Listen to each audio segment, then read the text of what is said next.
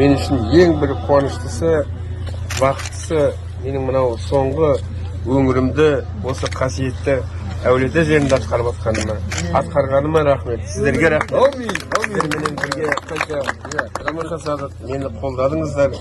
Мен кеше де, бүгін де талай кездесіп айттым. Мен ең бірінші осы әулиеата елінің қарапайым халықтарына ризамын. Рахмет.